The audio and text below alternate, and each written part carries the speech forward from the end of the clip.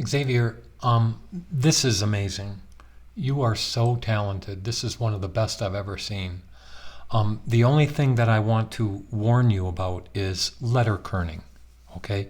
And I'm going to show you a trick. It works in InDesign, it works in Illustrator, it works in Photoshop, works in After Effects.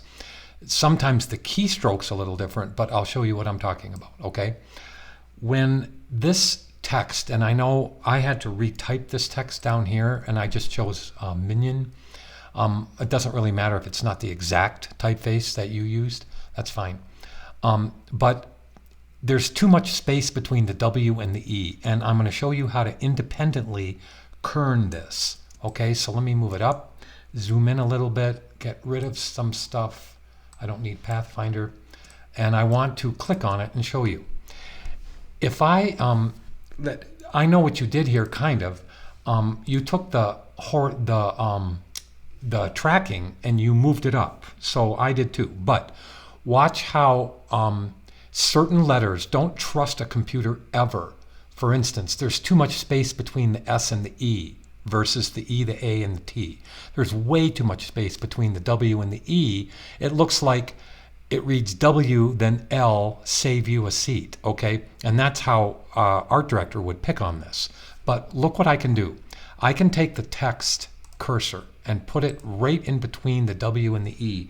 Now, if I hold Alt or Option, depending on you're on a Mac or a PC, I can hold Alt or Option and do the left arrow, and look at how I can custom kern that between the W and the E, despite using a number for tracking. Okay, so now I've made that more visually acceptable. Let's move the L closer to the apostrophe. So again, Alt or Option, left arrow.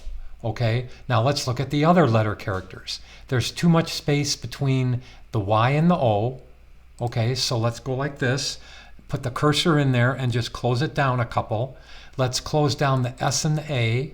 So let's put the cursor in there and then use the Option or Alt left arrow. If you want to do the right arrow, it'll open up the space.